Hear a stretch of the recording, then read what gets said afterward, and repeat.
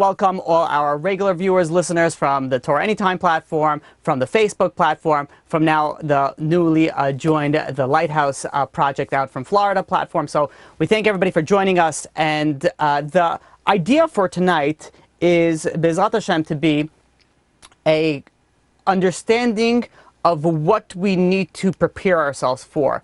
And just a reminder, besides the people that we mentioned before, we're also learning tonight Leilu Nishmat Avraham ben Chaim Yehuda, as well as Yecheskel ben Avraham. So the topic is, it's very interesting. When you look at the shiurim, the lectures that are going on now, you have Corona oriented, and you also have a lot of Mashiach oriented, and sometimes they're plugged in together, sometimes they're not. And I thought this is very apropos during this time to try to go and I guess maybe uncover or try to understand what's the goal. Really is to try to understand what is the final test before Mashiach comes. So everybody is saying, and all the rabbis have been saying this already for quite some time, is that we are in the generation right before Mashiach comes. So if we're in the generation right before Mashiach comes, we have to figure out what we have to do to prepare, how should we prepare, what should we do, what should we look out for, so on and so forth. Now, the real goal here is to go and cover the final test before Mashiach comes. And the reason why this is so important is, picture this scenario, is there was a little boy, and this little boy was obsessed since he was little. He wanted to be a spy. He wanted to work for the CIA, he wanted to work for the government, but not like CIA by the desk with a badge, he wanted to go undercover, like infiltrate the enemy. His dream was to become like the president of the terrorist group, and infiltrate and bring down the entire corporation.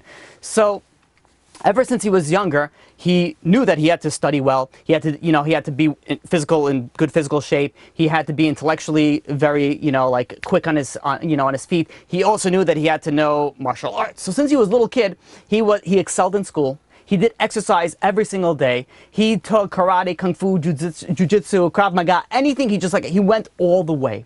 Finally, he finishes high school. He goes and he applies to the top of Ivy League colleges, and he passes it all with flying colors. And now he wants to go and he wants to apply to the CIA.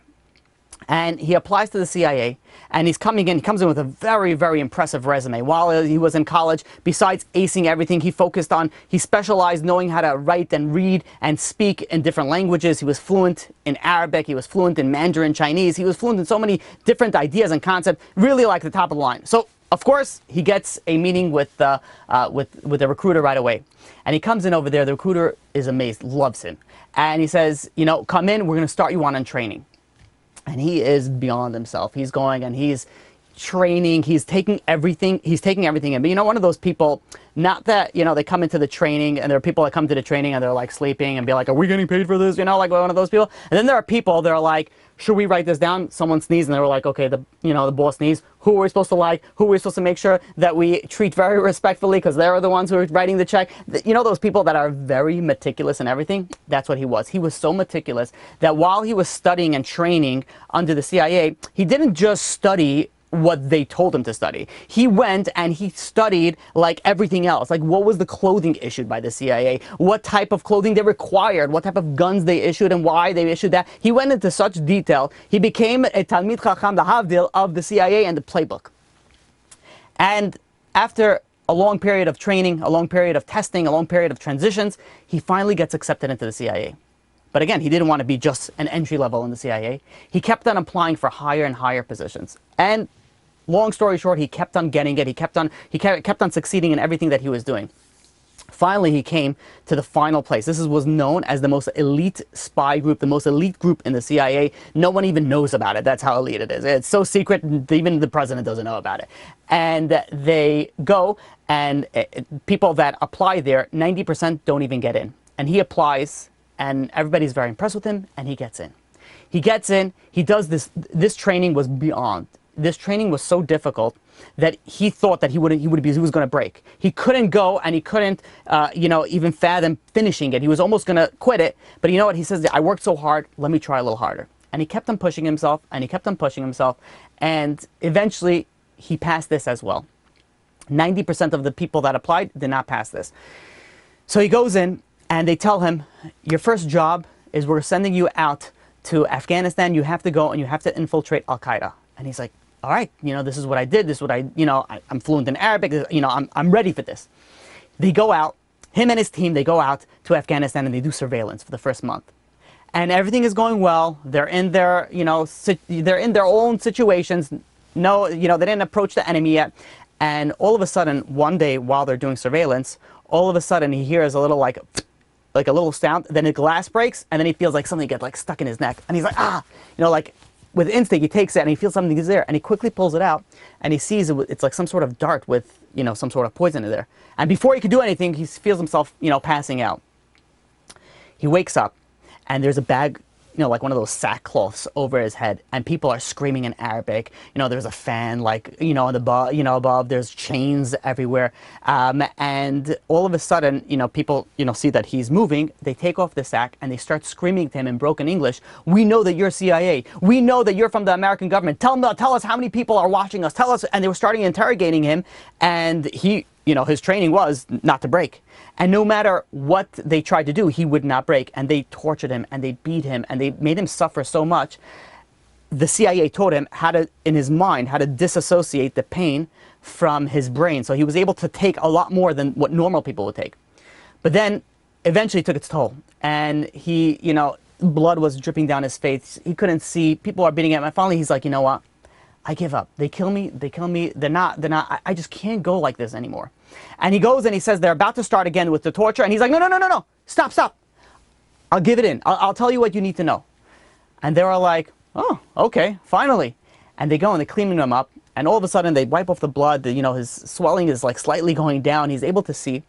And as he's opening his eyes, he looks down and he noticed something very peculiar. He looks down and he sees that the person that's torturing him is wearing CIA-issued shoes, which is very weird. Why would this person, have it? And he looks around the room. Everything has no association with the CIA whatsoever. But this guy's shoes has the same shoes as what the CIA requires them to wear. And he looks around and he sees that everybody has similar types of shoes. And he's like, what? He's like, how do they have the shoes?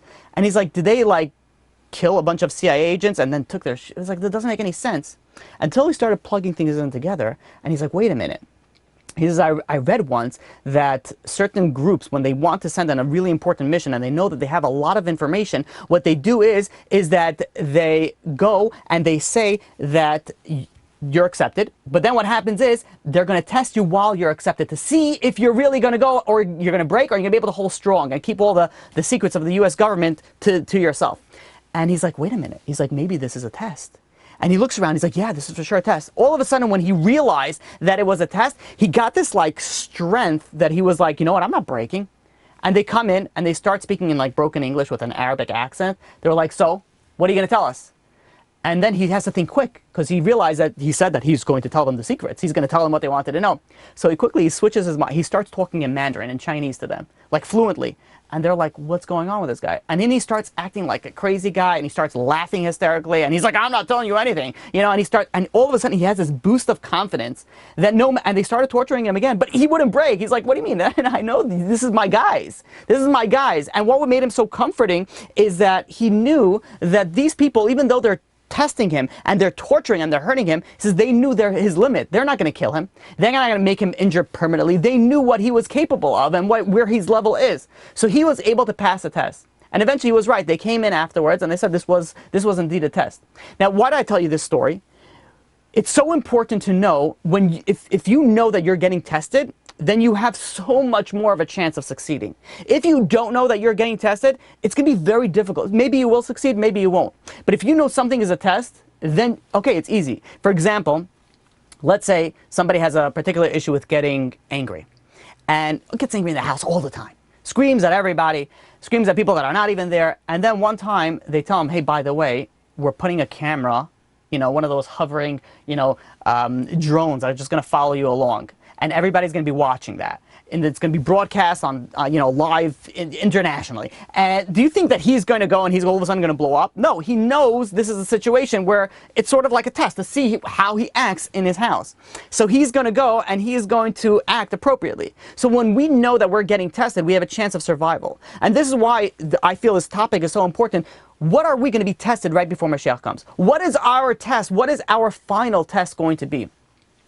And this works also in our lives, just like everybody in their own personal lives has their tests. And the test could depend on many factors. It could be on what sins you did in this, this lifetime, what sins you did in a previous lifetime, what you have to fix, what do you have to do in the positive sense, what is the purpose of you being in this world. And everybody has their own tests. But imagine two people have similar tests, exactly the same. And they start off exactly the same. And what happens is one person all of a sudden starts working on himself to avoid these tests. Let's use the example of anger. So they're trying to get rid of all the anger. And it's very difficult. But slowly they work on themselves. And what's going to happen eventually?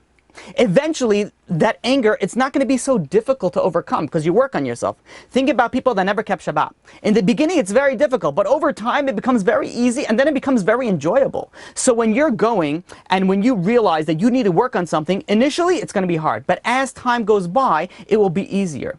Now, you take these two people with the same exact test, let's say a test of anger, and they're 50 years old. And they started off exactly the same, but one person doesn't get angry, pass the test. The other person still gets angry, constantly.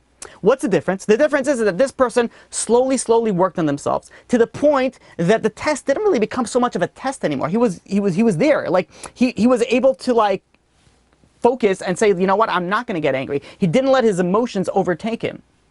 Now, when we think about this, the knowledge of knowing what our test is so fundamental. In fact, there are many people, think about this aspect for a second. When you go and let's say you have a friend that calls you up and he says, I just spoke to the biggest Kabbalist in the entire world. The biggest of the biggest. He's, like the biggest righteous person. Everybody, this person, he looks at you, he looks into your soul, he knows your past, he knows everything. I just got an appointment to go see him. And this is your friend calling you. He says, do you want to come? Do you want to come to this appointment? And you're like, what? Of course I do. This is awesome. You'll, give me a blessing for everything that I wanted. Tell me what I need to do. I'm in. You go to this Kabbalist. You sit down in front of this Kabbalist. And the Kabbalist, looks at you, doesn't say a word, starts staring at you. And then all of a sudden, he starts saying your likes, your hates, your desires, your character traits. And you're like, how do you know, all this information? And you're astounded. And then all of a sudden, the Kabbalist says, hold on one second. And then he concentrates and focuses, and his eyes are closed. And he keeps his eyes closed for 3 minutes. And you're like, what is this? What's going on over here? And suddenly, you see him concentrating. Suddenly, he opens his eyes, and he looks straight at you. And he goes and he says, I want to tell you the main test that you're here in this world. And you're like, okay. Well, let me write this down. Yeah, what is it? And he says, your main test in this world is anger. You have to go and you have to fix the test, the character trait of anger and pride. Now, when this person goes and he goes out, he's like, okay, I have to fix, anger and pride. And he will work on it. He will try it, or she will try to work on this. But imagine the Kabbalist goes and says, but you have to know something very, very important. You have to work on it right now. If you push this off, you are going to fail. You're not going to be able to pass the test. You have to start working on it right now when the tests are minor. Because once the tests get more severe and bigger, if you don't prepare, if you don't exercise, if you're not able to lift that weight of a test, then you will not be able to pass that test. The same way it works for the generation. There's a test of generation. Every generation has their own test. And there are many rabbis that the test of this generation is the test of emunah. That's the test of this generation. And in fact, the Rambam, Maimonides, in Igeret Teiman, goes and says, and as well as the Ramchal in Das Tvunos, and as well as Rav Simcha Wasserman, what do they say? They say the final test before Mashiach comes is going to be a test on faith, a test on emunah. Now, when we go, and when we focus and we understand there's a concept, there's a test over here of faith, then we have to go and work on it. We can't wait until we get tested and then be like, okay, fine, you know what? I knew this was coming. Now I got to work on it. If you want to succeed in something, you have to prepare for it. And if you don't prepare for it, then you're not going to be able to go and succeed and pass. Now I want to break this up into three categories. The three categories I want to break this up is part, like one, let's call it Mashiach. Part two is, these are all under the umbrella of faith, emunah. Part two is losing belief in God. And part three is bad things happening. Let's start with part one.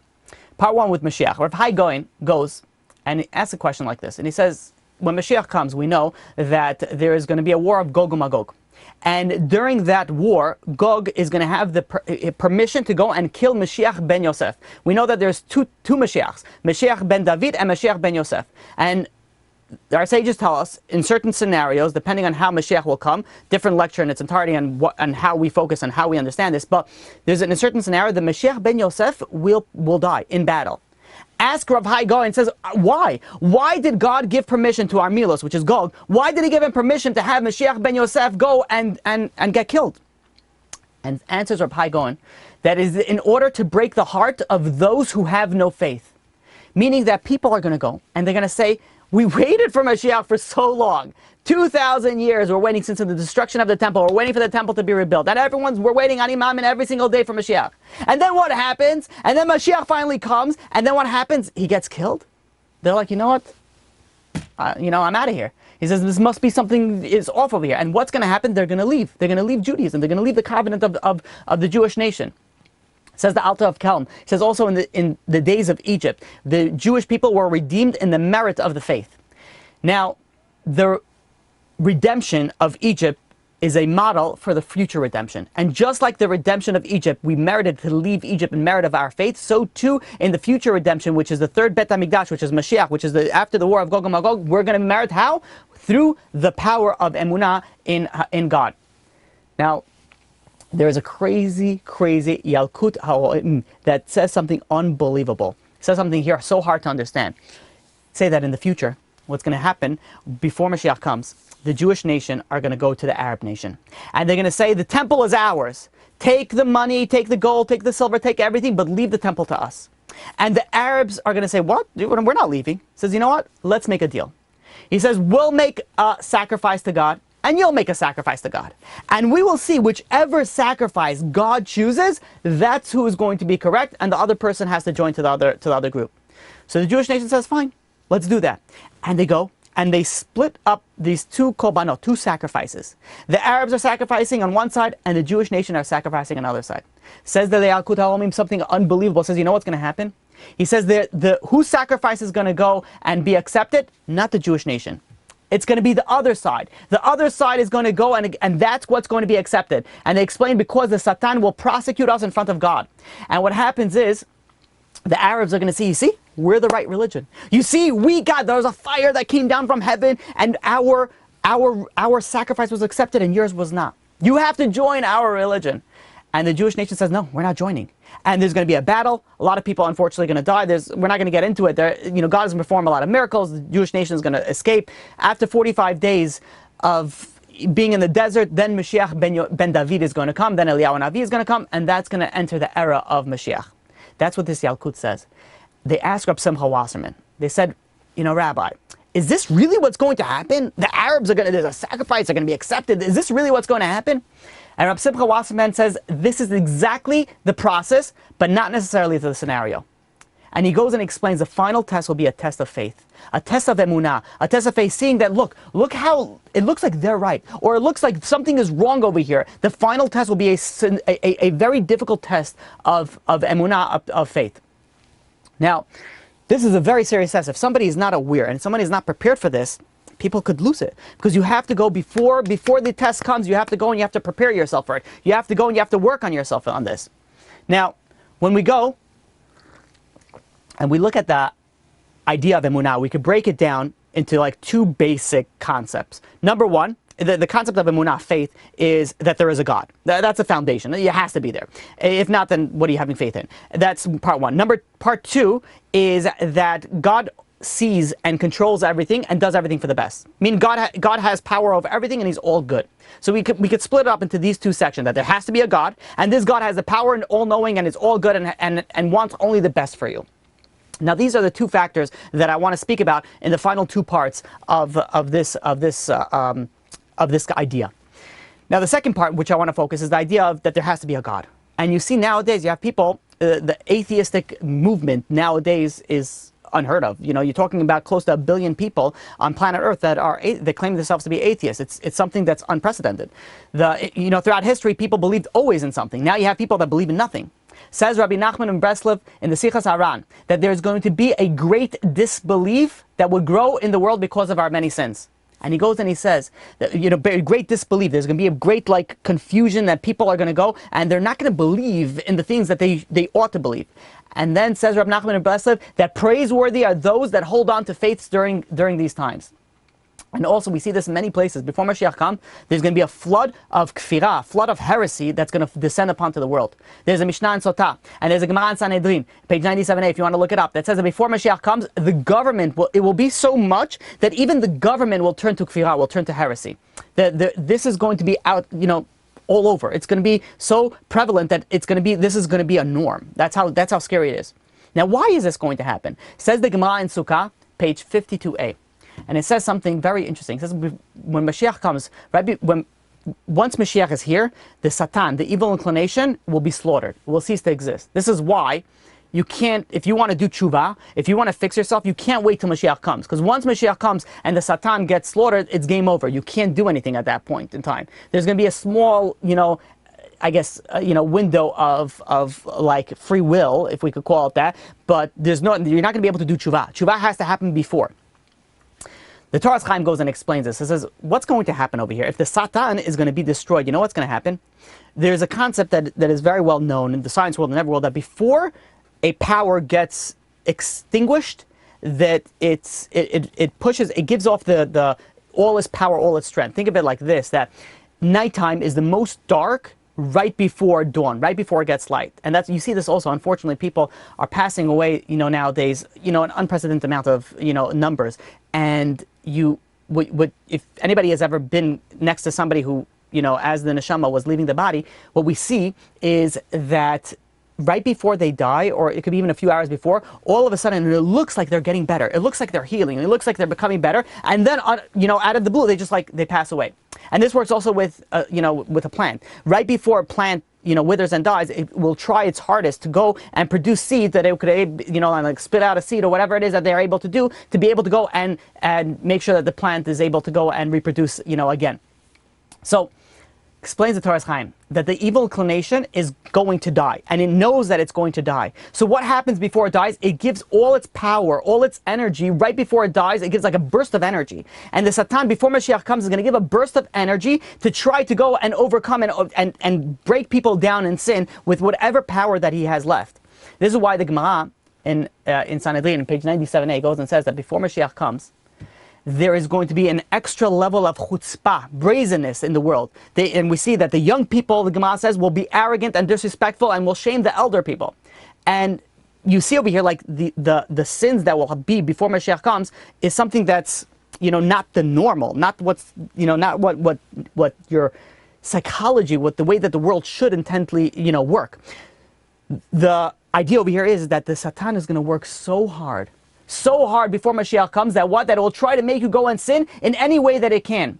And the chidusha we could say over here, it's not only in the sins of, let's say, chutzpah, it's going to go on anything. And that's what we see over here, sins that unfortunately people are going, that everybody always had sins throughout the entire, generations. Sins always existed. But we see over here in such a different fashion than anywhere else. Never else in history did we have technology that we could use for bad, as we are trying to do today, or for, for good, that we're trying to do for good today, or you could use it for bad. And we all know how that could work. And there's so many tests that we have nowadays that people before didn't have these types of tests. And the Satan is literally trying to go and destroy him. Now what happens when someone gets these types of tests? And what happens? Many people fall during these tests. But there's two options that you could do when you fall. You can either go and decide, you know what, I'm getting up, I'm fixing myself. Yes, I fell down. Yes, I did this. But you know what? Now I'm fixing myself. I'm not going to do this anymore. You do tshuva and then you move on. But however, there are other people that don't go that way. There's an interesting pasuk in Dvarim, chapter 31, verse 17, that says that many evils will fall upon a certain person. And what this person's going to say? Or these group of people are going to say? It says, you know why these things are happening? Because God is no longer in my midst. That's why these problems are happening. And the Chachamim, our sages, go and elaborate and explain that what happens is what man goes, distance himself from God, and he does a sin. And he sinks lower and lower and lower. But now he has a question of what he's going to do. Is he going to do tshuva and come back, or he's going to go and make himself that the sin that he did was not really a sin? The concept over here is a very common concept that I speak about often. It's called cognitive dissonance, meaning that when you do something bad, you don't like to be considered a bad person. So you're going to try to convince yourself that it really wasn't so bad, or you will amend the bad that you did. Those are basically the two options that you have. That either you're going to fix the bad, and then you're not bad anymore, or you're not going to say that it's not bad what you did, and then hence you're not bad anymore also. So what happens is, so either you do the tshuva, or you're going to convince yourself that it wasn't bad. And how do you convince yourself that it wasn't bad? It's very simple. You say that the Torah doesn't exist. You say that God doesn't exist. Atheism all of a sudden is getting so popular. You know why? The Satan is working so hard. And the Satan is working so hard, so people are feeling guilty. It doesn't have to be this religion. All religions, there's things that they're supposed to do, they're allowed to do, and there's things that they're not allowed to do. So when they do something they're not allowed to do, either they could say, I could fix myself, or they're like, you know what, I kind of like doing that stuff, and I don't want to fix myself. I want to keep on doing this, so you know what, I don't want to be a bad person. So it's very simple. Now, all of a sudden, there's no God, there's no religion, there's no higher power, so I could do whatever I want, so I'm not bad anymore. And this doesn't have to be that someone committed a major sin and he has this epiphany, now he has to throw away God. Even if someone didn't do a major sin, and all they do is they want to live their life a certain way without any, restrictions, without any, they're able to do whatever they want, then even before doing any sin, they would be able to go and bring up this process and convince themselves that there isn't a God, there isn't a religion, there isn't anything, and then do whatever it is that they want. Now, what's interesting with this in mind, people, when they're doing research or whatever they're looking into, people often come to conclusions not because they're intellectually honest with themselves, but because they wanted to come to that conclusion. I'm going to give you an example with dating. This is something that I deal with. So you have people that are going and let's say they're dating a particular person. Now, there are certain times where you could tell like they want this person to be the one. Or on the flip side, they don't want this person to be the one. And it could be, let's say we use an example, let's say looks or money, or whatever it is, it doesn't matter. Let's say a person's going out and there's something in this character trait or whatever it is in this person that they really like, and they want this to be the one. So they'll go and they'll try to make sure that everything, even if it's a red flag, even if it's something that's problematic, they'll try to go and try to say that, you know what, it's really not a problem. It's really not a problem. And they'll go to so far extent, imagine, a girl goes out with a guy who has a tremendous amount of money. And everything else with him is like, like at best. And she's like, you know what? But he's really good. He's really kind. And then one of her friends was like, I was watching you guys, when you were on the date. Didn't he push that old woman down the stairs? And the girls would be like, well, you don't understand. Like, he was really taking care of me. Like, he wanted to make more space for me. Make some crazy excuses. Be like, he's really good. Because they want their answer to be that he's really good and it's really good for me and this really is the one. On the flip side, you have someone that goes, they decide they're going to go date with on a girl, and they come out and this girl looks like Tyrannosaurus Rex, and they're like it's not going to happen, but they can't just say it's not going to happen. And you go and I speak to them, be like, so what's going on, what's the problem? They sneeze like 5 times in a row. Nobody can live with that. You know what that is? Like sneeze. You're like, you go out of your mind. And you could tell by the way that people answer certain things if they want it to happen or if they don't want it to happen. So if they want it to happen, they'll start giving excuses for everything bad that it's really good. And if they don't want it to happen, they'll make any excuse to make it bad. Now, this is like when you're going into something, you're automatically going to be biased in it. And the same thing when you're going into religion. And in fact, I'll give you another example. There's 2 law schools. In the University of Virginia and University of Baltimore, they have this it's called the Innocent Project Clinic. This is what the firm does is they go and they identify individuals that have been convicted of crimes that they did not commit. So they relook at these cases. So what happens is the first thing that they do, they explain, is that they give back to this criminal or the defendant or whatever it is you want to call him, the presumption of innocence, which is, by the way, supposed to happen the first time around. The presumption of innocence means that a person is innocent until proven guilty. But the problem is, they explain, is that when and they even say that no one in the profession really believes that this happens, that they have the presumption of innocence. People automatically are biased by the way that they look, by the way that they dress, by the way, that's why the lawyers go and they prep them. You have to dress nice, you have to go do certain things, you have to act in a certain way, especially in the courtroom, so that the jury sees you act a certain way.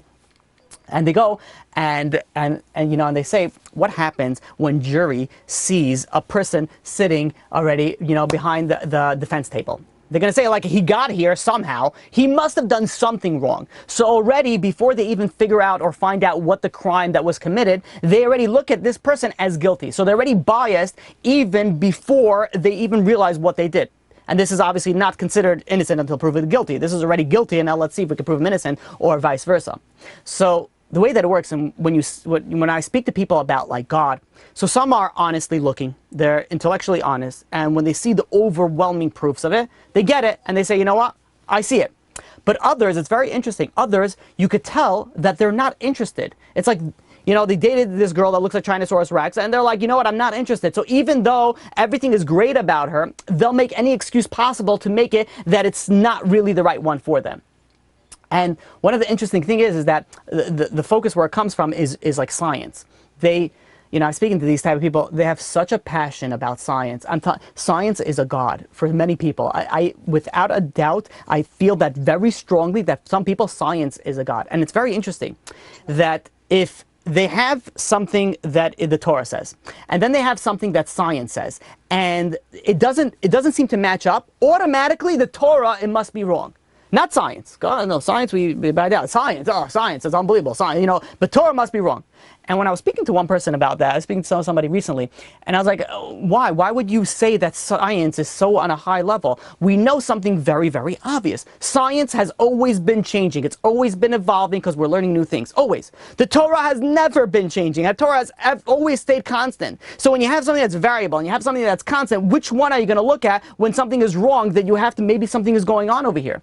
And I gave them an example as this. I said NASA has this on their website.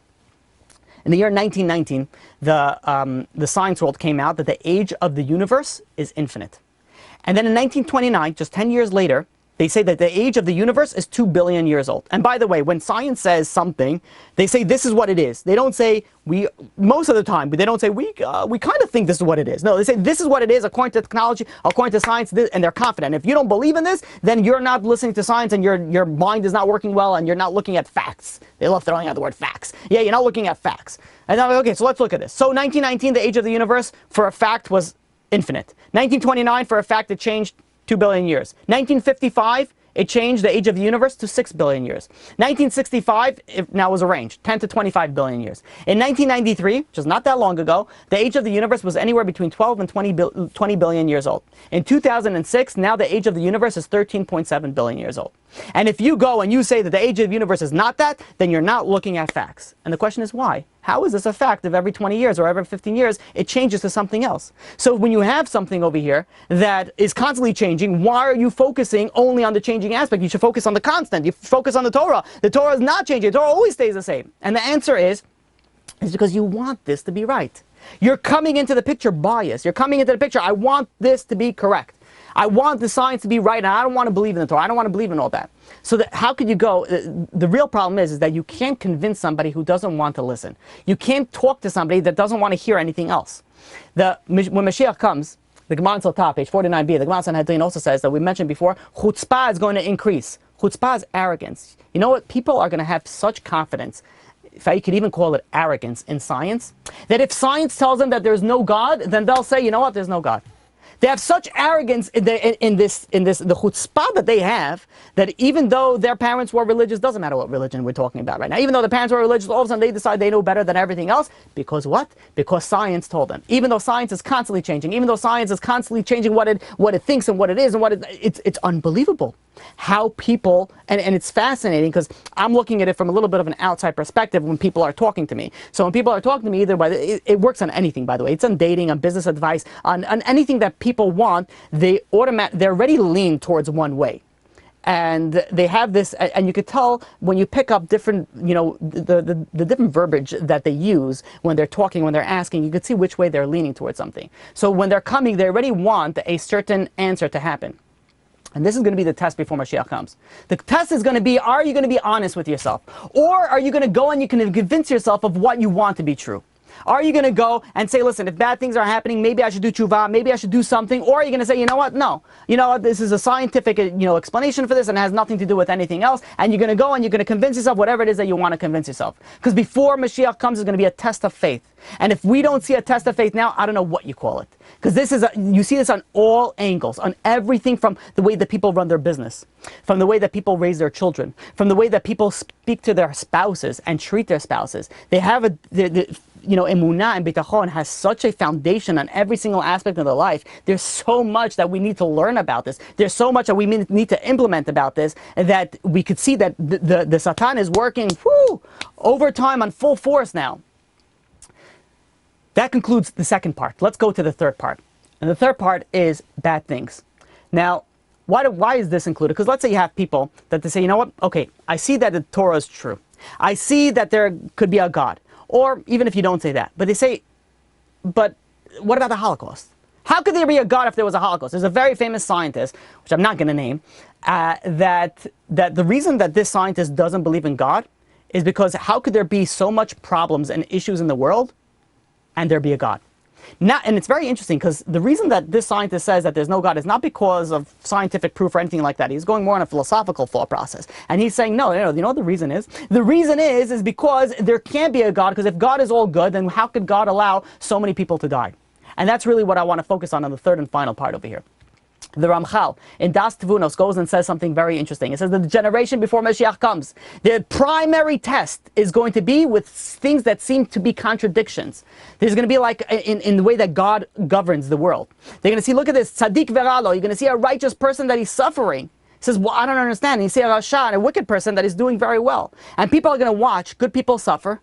And how are they going to go and say, like, how could there be a God?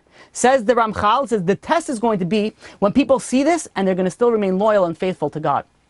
Now, in general, most people consider themselves good people. I've spoken to people who have done some like serious like no-nos in like any way you look at it, not even religion, in like ethical. They did really, and I'm like, do you consider yourself a good person?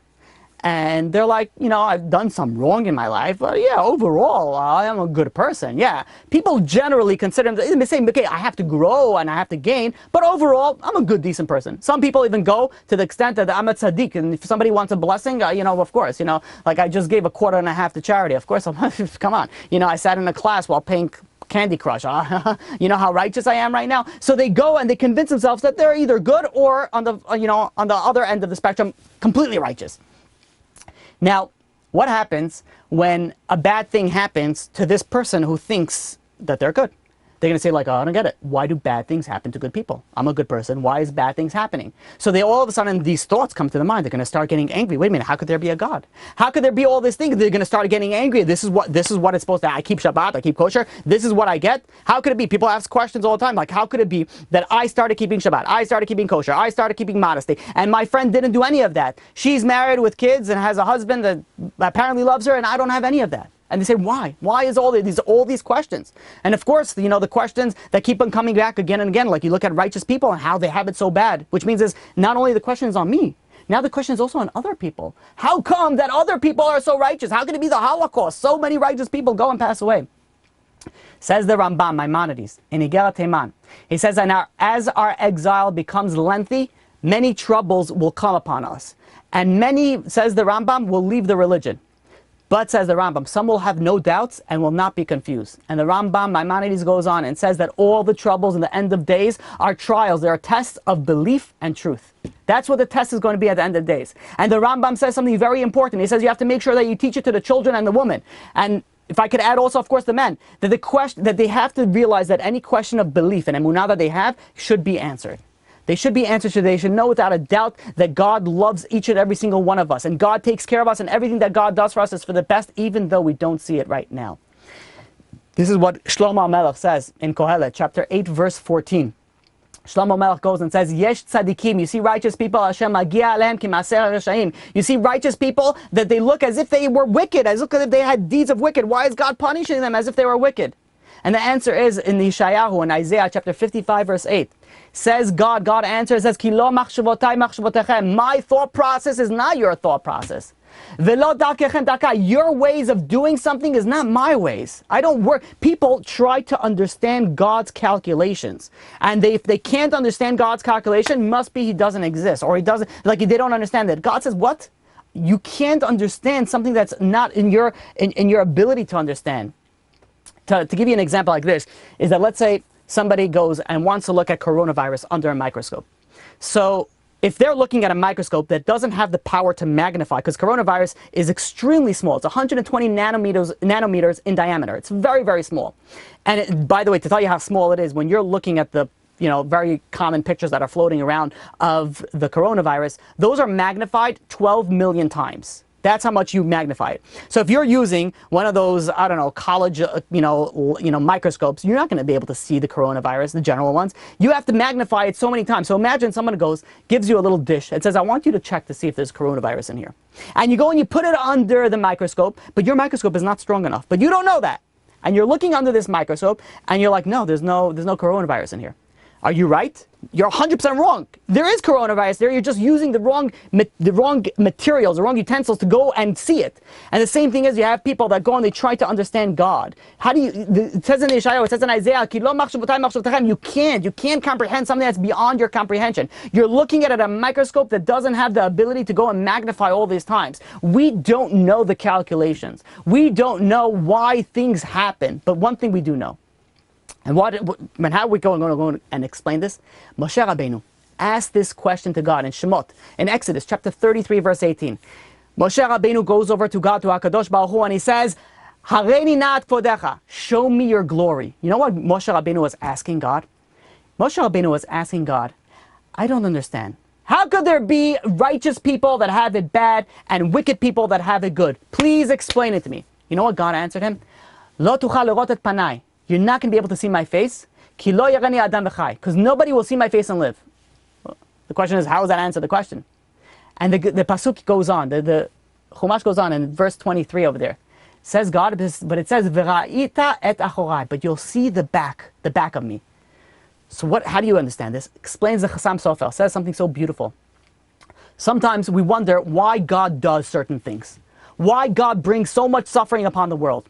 But what happens is after some time elapses and we look back in hindsight, then we are able to see that all the difficulties were really of something that turned out to be something great. You look at an example, let's say Megillat Esther. Vashti was killed. And then what happened? A good, from modest Jewish girl, Esther, gets pulled into the wicked Achashverosh and gets, sucked into being the queen. Now, she didn't want it. She didn't ask for this. And you look at it, people are going to ask, what did she do to deserve that? She was so modest. She was such a righteous person. Why did she do to go and deserve to be punished in such a way, to be a wife of such a wicked, king?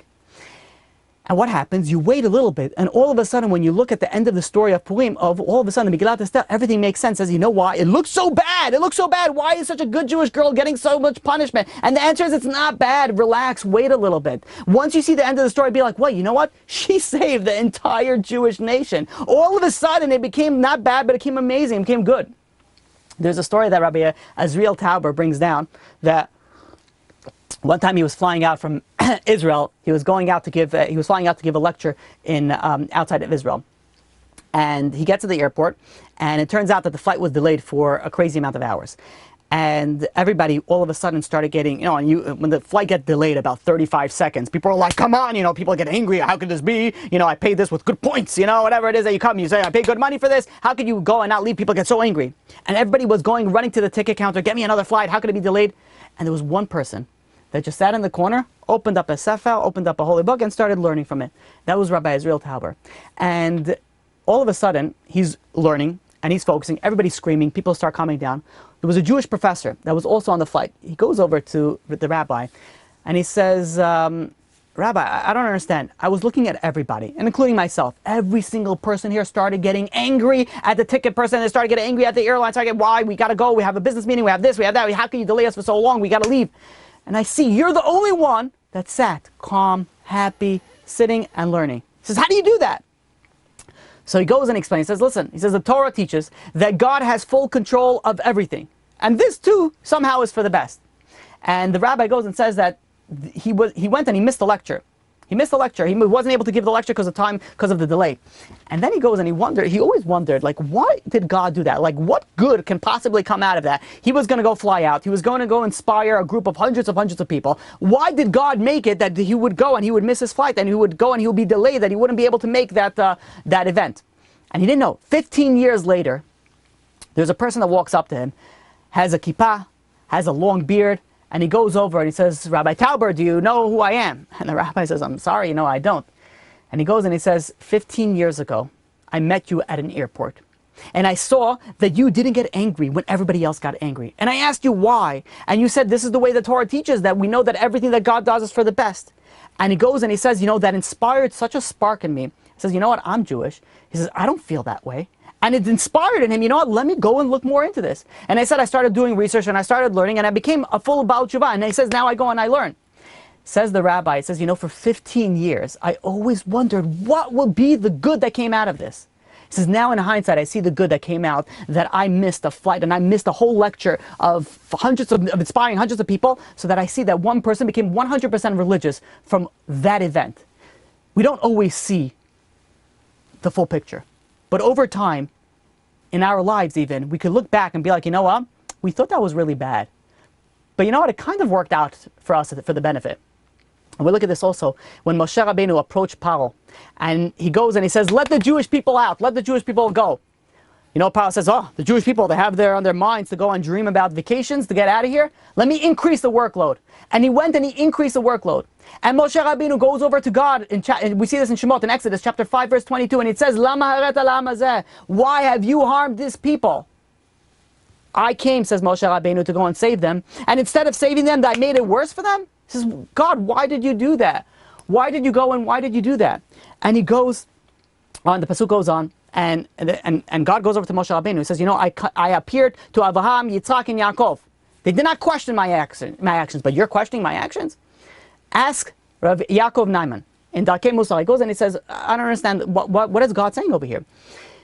When you're dealing with Avraham, Yitzchak, and Yaakov, yes, God told them certain things, and they went and they suffered in certain situations, they never questioned God. He says, but it's very different in Moshe's scenario than in Avraham, Yitzchak, and Yaakov. In Avraham, Yitzchak, and Yaakov, they were dealing with their own person, or maybe their family to the largest extent. Moshe Rabbeinu was dealing with the whole nation. He's not, in fact, if Moshe Rabbeinu didn't go and cry to God, that would be, why didn't you go and cry to God?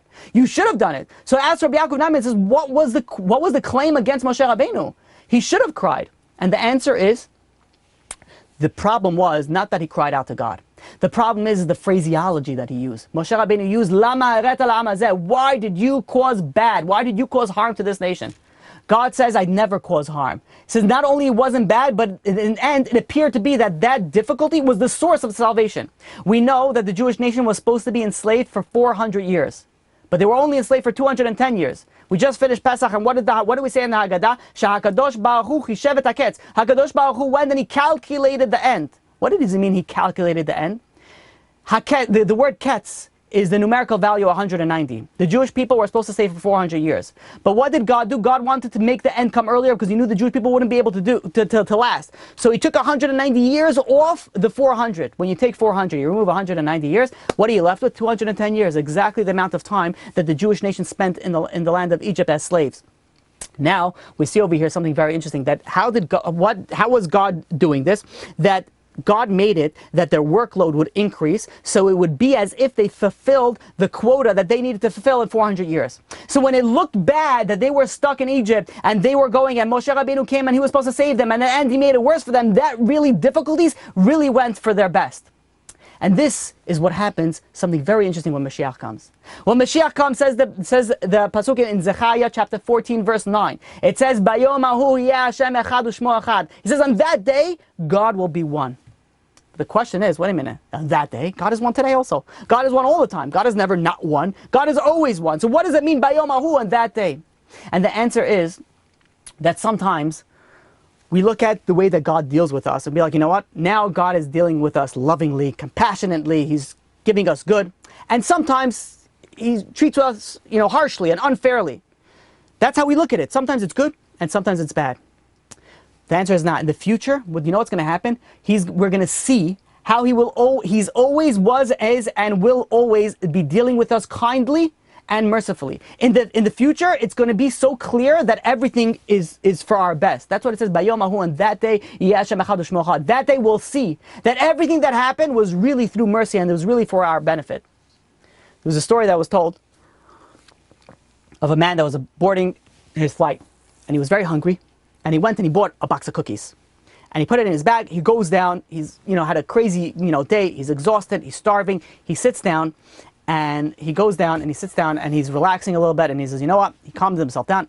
Let me eat something. He goes into the bag and he opens a box and he starts eating his cookies. Makes a bracha. He starts eating the cookies. And all of a sudden he sees the guy next to him put his hand into his bag, take a cookie out, and eat a cookie. And the guy's like, okay. He's like, what, are you serious? The guy just went into my bag and ate the chutzpah that this guy has. And he says, you know what? People don't like confrontation. Not going to say anything. He goes in, takes a cookie and starts eating it. And he sees a few seconds later, the other guy takes a hand in his bag and eats a cookie. And this guy's like, you have got to be kidding me. The people nowadays. And he's boiling up in there. Now all of a sudden he was exhausted. He has energy now. He's angry. And he's like, you know what? He puts his hand back in there, eats another cookie. He sees the other guy, puts his hand in the bag, eat another cookie. He is like, you have got to be kidding me over here. He's like, laughing hysterically, like saying words to himself.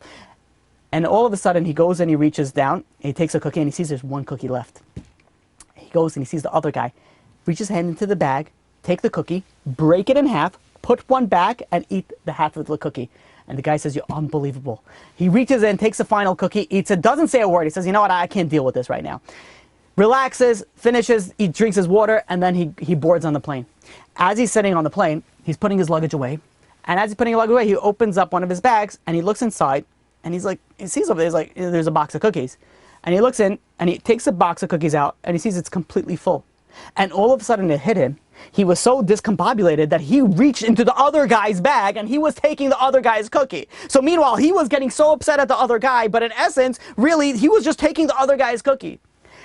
Sometimes we see that God is taking things away from us. It looks like God is just taking. But there's going to be a one day, Bayomahu, one day we'll realize that in truth, God only gives. Bayomahu yeh Hashem echad u'shmo echad.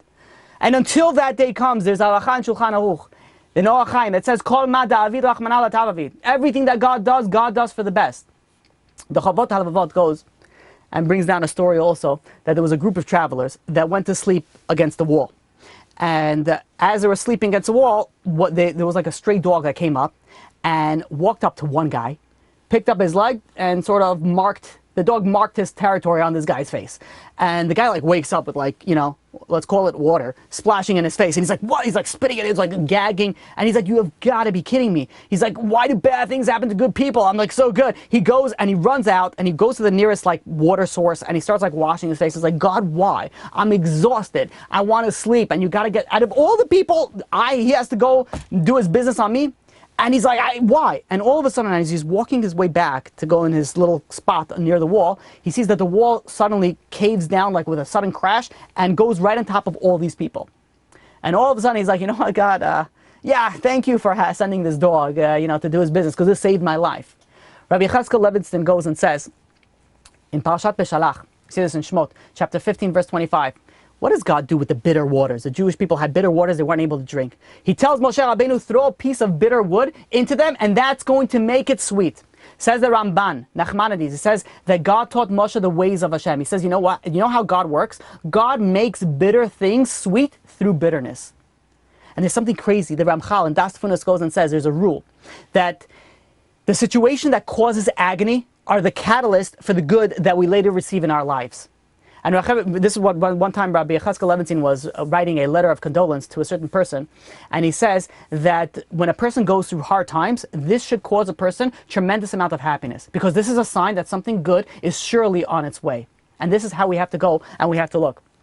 Now I want to share with you one final thought before we open up to questions.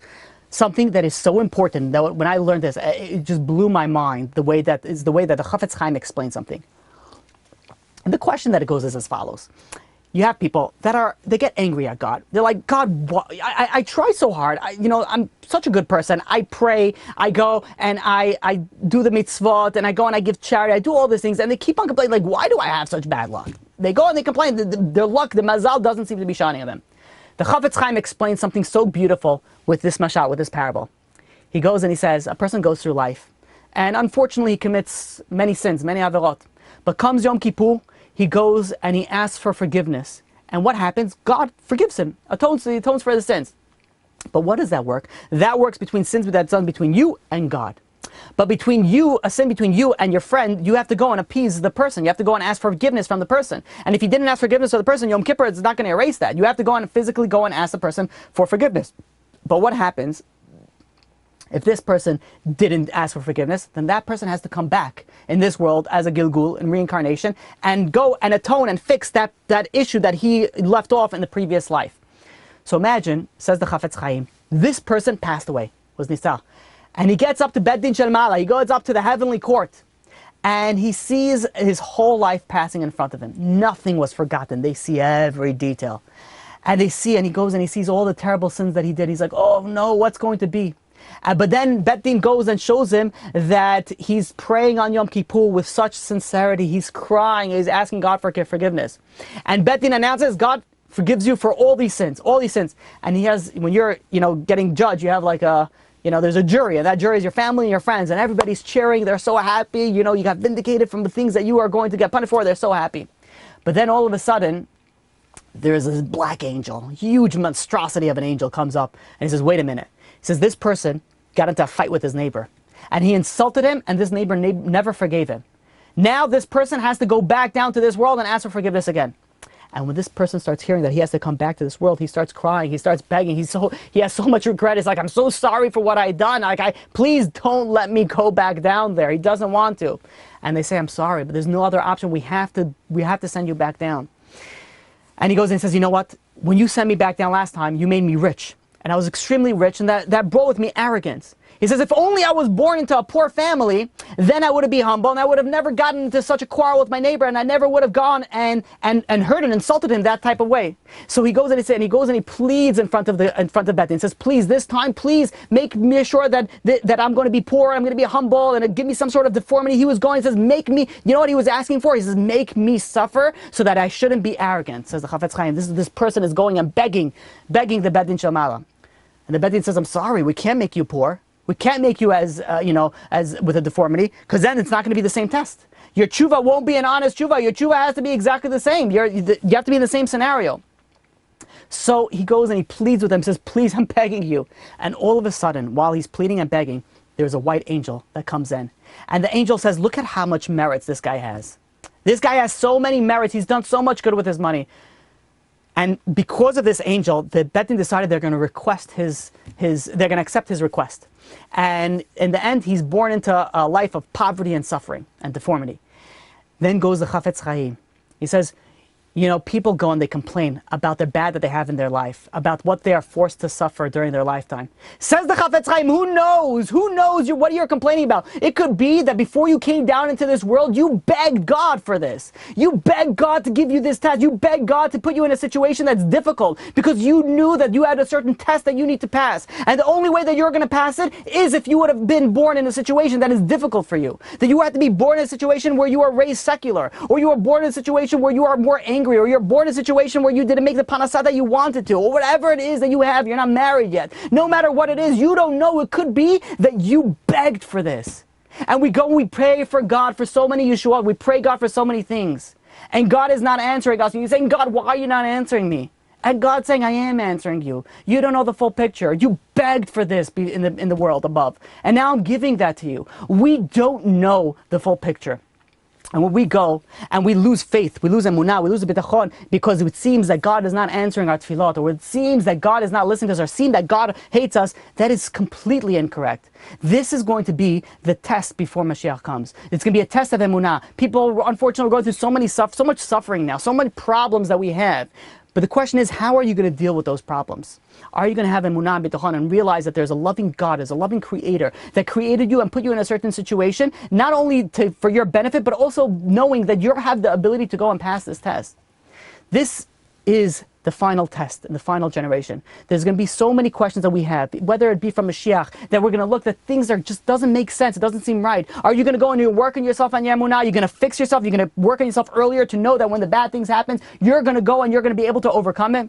Or whether it's going to be all this science that gets thrown to your head that goes and they say it's not really true, this is not really true, the Torah is not true, or whatever it is that they throw, even though it's easily proven that it's incorrect. Are you going to be swayed to that side? Or are you going to hold strong with emunah? Are you going to have all these questions when you see bad things happen to you or bad things happen to people that are good people or close to you? Are you going to say, how could there be such a God? Or are you going to say, you know what? I don't understand. I'm looking through a microscope that I can't comprehend. I don't see the full magnification of what's going on over here. And when we come to that realization, then we realize something very, very important. We realize that things are not as clear-cut as we see them. There's a lot going on behind the scenes.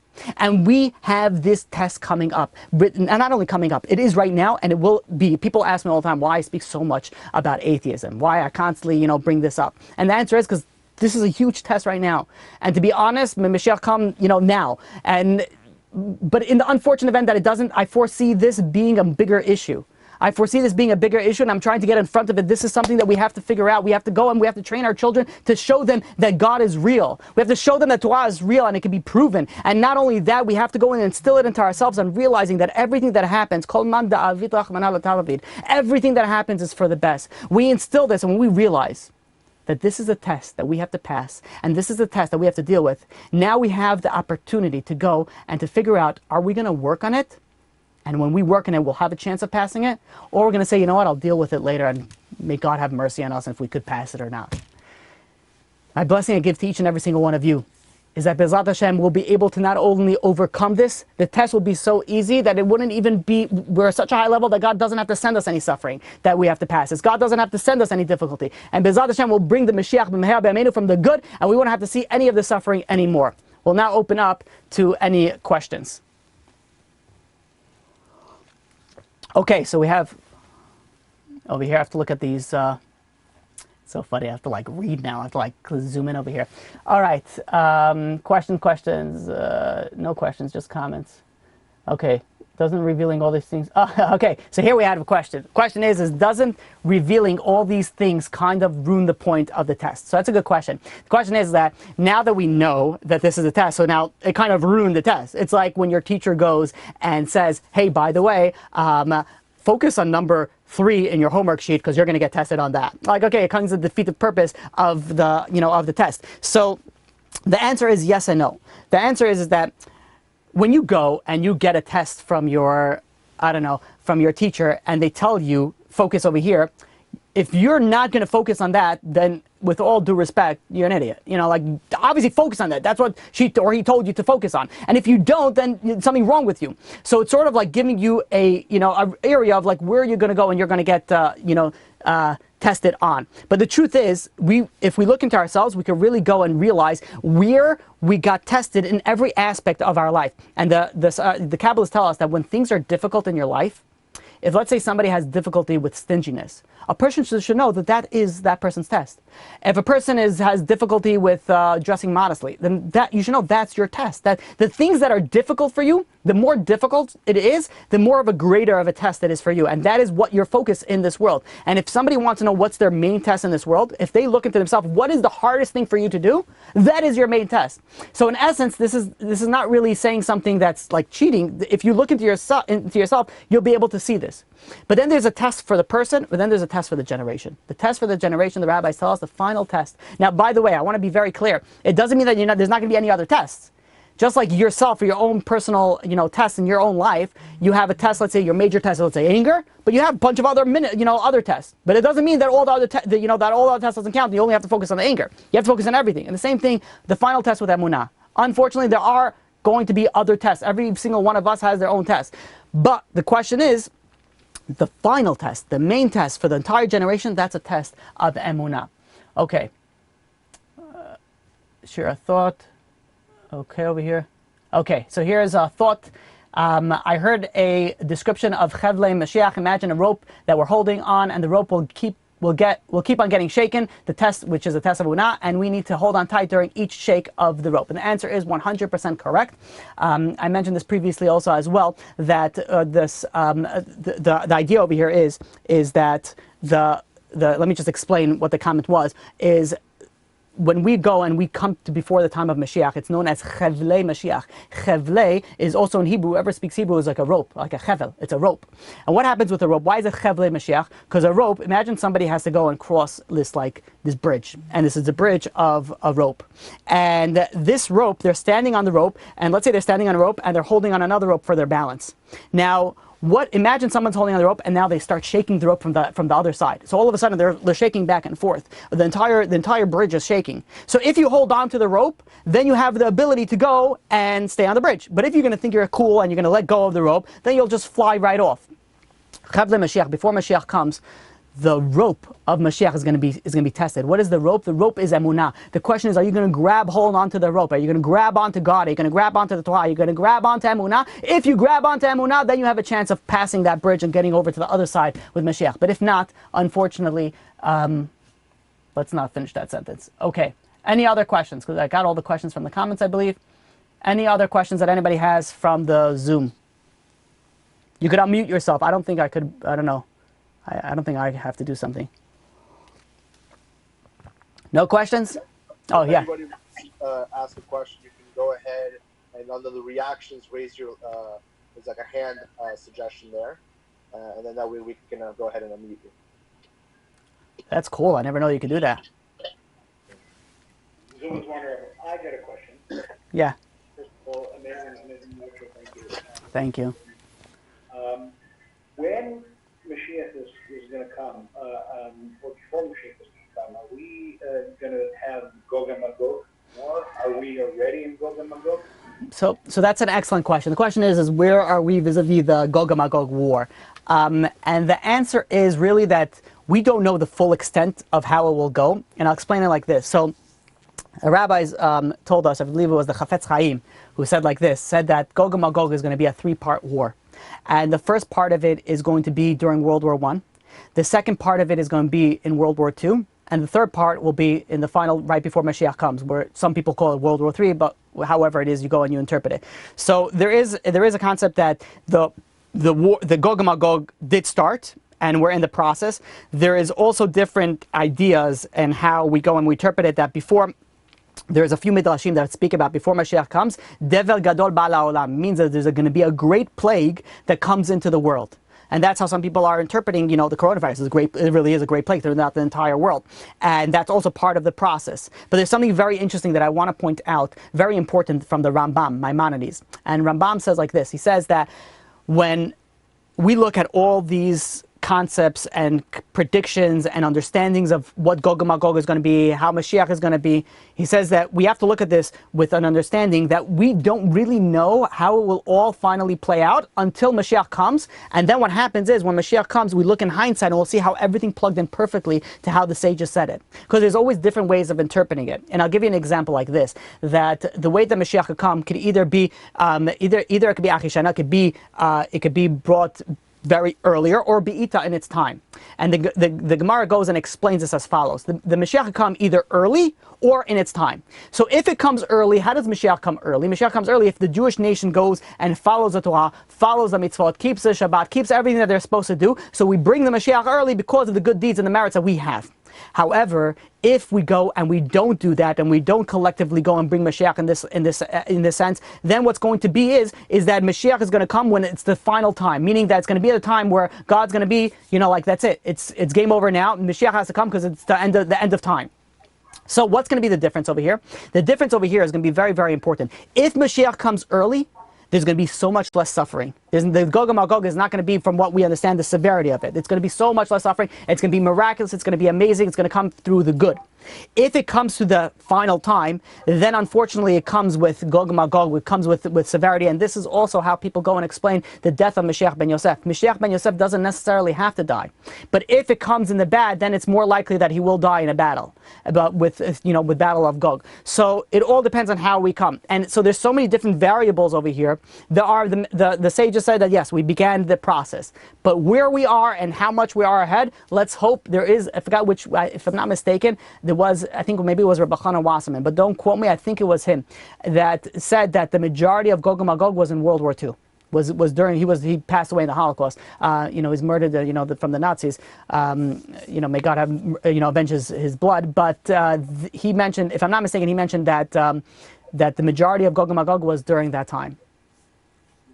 Okay, all right. Thank you very much. My pleasure. Okay, any other question? Oh, here's a question from the side over here. Will Mashiach build the third temple? So the answer is there's different opinions on how the third temple would be built. There's actually three interpretations. One interpretation is that will be built, over here from Mashiach, like the Mashiach will go and build it. The question is it going to come before or after? There's different interpretations of that as well. Or there's an interpretation that Mashiach, that the temple will actually descend from heaven, and then. This is the most common interpretation, is that the people will physically build the temple over here, but then there's going to be a spiritual counterpart that will come down from heaven. So it sort of combined those two interpretations, that they're really one interpretation. So it also depends, there's different interpretations. This is something that we will see once Mashiach comes. Any other questions? Hi, I have a question. Yeah.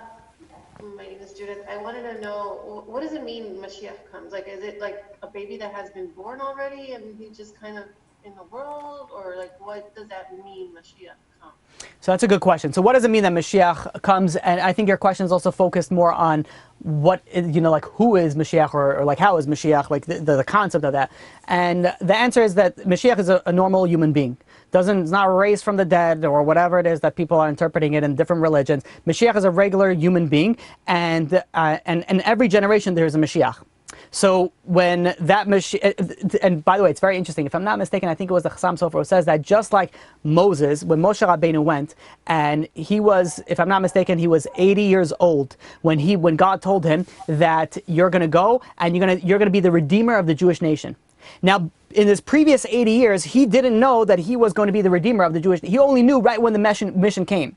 And it says the Chassam Sofer, just like that. Oh, I'm sorry about that.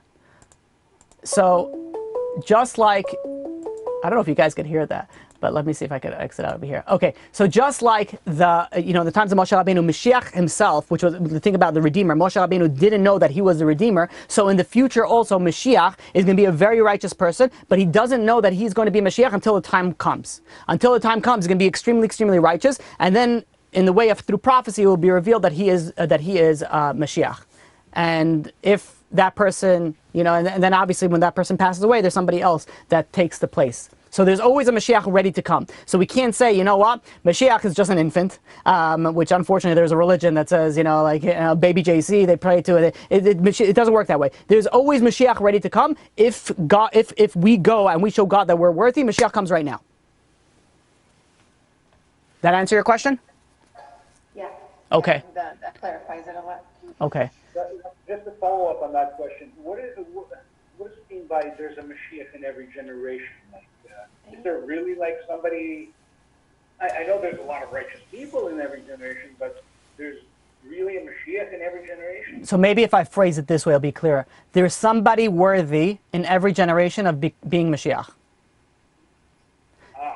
And yeah. Okay. Yeah. Okay, so we have here some questions over here. How do we do tshuva if we don't remember all the people that we may have hurt or insulted over the years, or if we never knew that we hurt them? Why do people say that Mashiach cannot come on Shabbat? Okay, so these are very, very good questions. The aspect of tshuva is a very, very, it's true, it's difficult that if somebody was, let's say, and I'm not speaking to you, I don't know if this is privately, so no one knows who this is. I'm not saying some people were like really bad and they hurt a lot of people. They're like, what are we supposed to do? So, in each situation, I would say you have to speak to a rabbi on what particularly you do in a certain scenario, because they have sometimes, so I deal with a certain group of people that, I don't know why, but they tend to do a lot of, they used to, before they realized the Torah, before they became religious, tend to do some sort of, what we call, insurance, then it starts with an F. insurance, I'll just say insurance fraud. And they came and said, like, really, it's not bad. How are we supposed to go and how are we supposed to pay back and how are we supposed to do certain scenarios? So there are certain times where you're not really able to do, like, how do you do a tshuva? The real way is, send the money back or whatever, there's different scenarios you're supposed to do it. But let's say you don't know what you've done, you don't know who you've heard, you don't know how many people you've heard. So you really have to boil it down. You can't technically do like a blanket tshuva, but really when you're dealing with people, you have to do, it's personal, because if you hurt somebody, you have to go and appease them. If that person is not, so in every scenario, it has to be dealt with. For example, if somebody is no longer alive, then there's a way to still ask for forgiveness by the grave. If somebody is also, or you could pay back to the, if it was money related to the inheritance, whatever, there's different scenarios that you could go through it. If you come to a situation where you have no idea how to pay back, or you have no idea how to appease, then you have to speak to a rabbi, and there's certain things that you can do, especially if, let's say, somebody, stole money from, let's say, a government. So then they start some sort of, program or something. They give money towards something to helping the public. So there's different scenarios that you're able to go and you're able to benefit the public, and you're able to do a certain type of tshuva. But ultimately, the best level is obviously fixing what you messed up. Okay, we got a bunch of more questions over here. This is a hard. Do we have the ability to change our personal test through tshuva in this life, even if we ask Hashem for that specific thing? That is a fantastic question. I got to tell you that question. That's a fantastic question. Oh, that was really good. Are we, and maybe I'm reading it something. Question, sorry, can you repeat it, please? Yeah, I'm going to repeat the question. The question is like this. Do we have the ability to change our test in our life? Let's say through tshuva, or maybe, even to the extent that we asked God for that specific thing. And I'm going to give you the answer, and then I'm going to explain it. And the answer, the way that I understand it, is yes, you can. And let me explain why. So let's say somebody came through a test of that they had to. Their test is that they had to be poor in this world. And they go and they're thinking about it. They're like, like, I'm here for a reason. I don't have the money. So what do I need to do? And they start working on themselves, and they start fixing themselves. And really, the reason why they needed to be poor was that they needed to fix humility. They had to work on humility, and that they go together. So that's why God made them poor, and then maybe that's why they wanted to be poor. So they go and they work on every aspect, and they start working on humility as well. And now what happens is that they fix humility when all of a sudden, when they fix the sin that they had, so all of a sudden the need to be poor is no longer necessary. So then you could be rich also. You could go and get whatever it is, plug it into whatever your own personal test is. You have people even that were, to the extent that, if I'm not mistaken, that Rizal brings us down in Shal Gilgulim, that if somebody came down into this world with not intending to get married, which means he came down without a spouse. Everybody comes down and their soul is split in half. So they have half goes to the male, half goes to the female, and then when they get married, they unite that one part of the soul. So each one has a half a part. There are some people, says that Rizal, that they come down into this world that they don't have the other half coming down, because that is a test that they have to go. They have to go through this world without getting married. But, says the Kabbalists teach us, that if somebody goes and works on themselves, and they go and they fix themselves, then it's even possible that God will send, this soul down, and then they will get married. And they say something very interesting. It says that's why sometimes you see a large age gap between spouses. Sometimes that's the reason. Don't look, please don't look at everybody has a large age and be like, you know what, you weren't really even supposed to be over here. Like this person, did out tshuva, and we don't know the full picture, but that's the Kabbalah tells us that could be one of the reasons why you see such a large age gap. So you could, and even to the extent that when people pray for something and it's not for their best, if they go and they pray in a certain way and they do the tshuva a certain way, that could become the best. So we have so much power in our hands through tshuva, prayer, and doing good deeds, that we have the ability to change so much through this. Okay. Oh, I have to see where I'm up to here with the questions. I may have skipped some questions over here, and I apologize. Oh, that was the same question. Okay, I think we got it. Any other questions on the... I think I got everything. If there's no other questions, then we'll finish... Oh, yeah. No? We have another question here. Hold on a second. From the Galaxy. Yeah.